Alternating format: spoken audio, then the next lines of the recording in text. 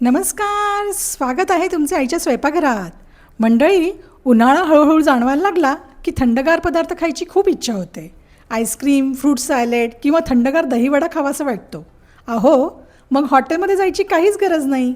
आता सोप्या पद्धतीने बनवूया कापसासारखा मऊ आणि एकदम टेस्टी घरच्या घरी दहीवडा.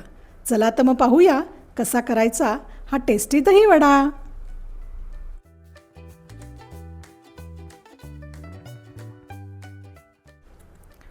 सुरुवातीला आपण हिरवी चटणी बनवून घेऊया. त्याच्यासाठी एका मिक्सरच्या भांड्यामध्ये आपण कोथिंबीर घेतली आहे आणि पुदिना घेतला आहे. या मिरच्या आपण तोडून टाकतो आहे त्यामध्ये. आता आपण यामध्ये आलं टाकूया, हे काळं मीठ टाकूया, साधं मीठ आणि हे चाट मसाला आहे. आता आपण थोडासा लिंबू पिळूया यामध्ये आणि एकदम बारीक वाटून घेऊया. आता दही बनवण्याकरता आपण या गाळण्यातनं दही गाळणार आहोत आणि या दह्यामध्ये आपल्याला पिठी साखर टाकायची आहे आणि यामध्ये थोडंसं मीठ टाकायचं आहे. असं केल्याने काय होतं, दही एकदम सॉफ्ट आणि सिल्की होतं. त्याचं टेक्स्चर एकदम सॉफ्ट होतं. पहा,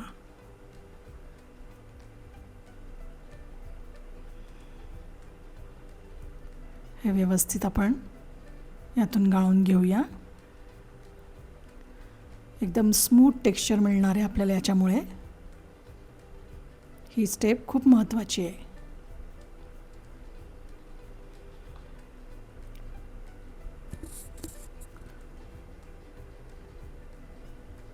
पहा, आपलं दही एकदम सॉफ्ट झालेलं आहे.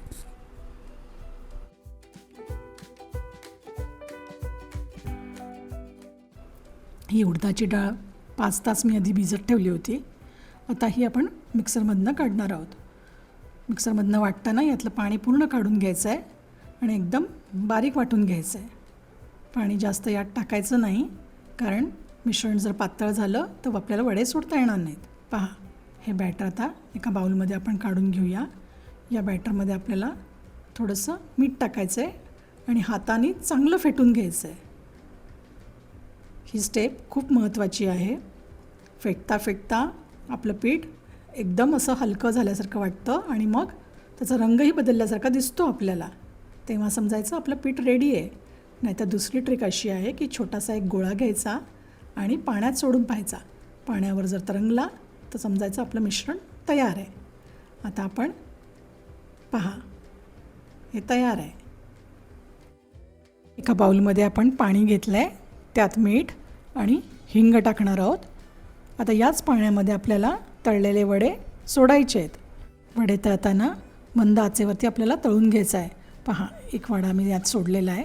आता दुसरा वडा सोडते. हाताला थोडंसं पाणी लावून आपण हा वडा यात सोडणार आहोत आणि चारी बाजूनी तेल त्याच्यावरती टाकून आपण व्यवस्थित तळून घेणार आहोत.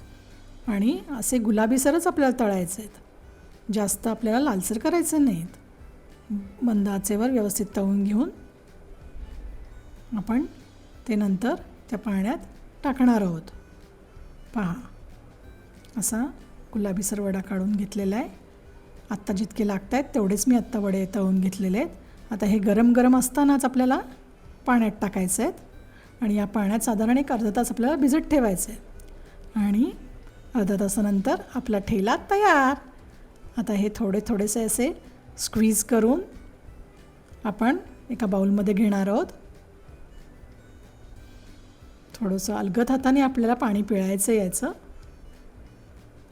आणि आता ह्याच्यावरती जे काही आपण सगळं बनवलेलं आहे मसाला तो वापरायचा आहे. पहिलं दही.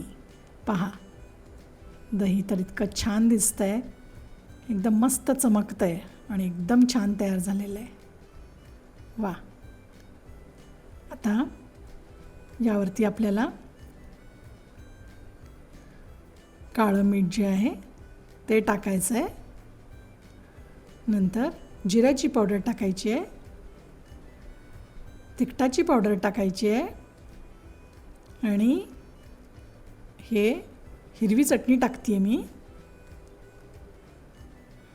आणि ही चिंचगुळाची चटणी. याची जर रेसिपी तुम्हाला हवी असेल तर डिस्क्रिप्शन बॉक्समध्ये मी याची लिंक दिलेली आहे. आपला व्हिडिओ तयार आहे यावरती, तो तुम्ही पहावा. पहा, आपला दहीवडा तयार झाला आहे. हे मी बाऊलमध्ये तुम्हाला तयार करून दाखवलं आहे. तेच मी तुम्हाला एका डिशमध्ये दाखवते. पहा, म्हणजे याची उंची तुम्हाला दिसेल. वडे कसे छान तयार झालेले आहेत. हां, एकदम मस्त. तुम्ही तयार करून पहा असे दहीवडे, आणि कसे झाले ते मला नक्की कळवा. आणि माझ्या चॅनलला सबस्क्राईब करा. धन्यवाद.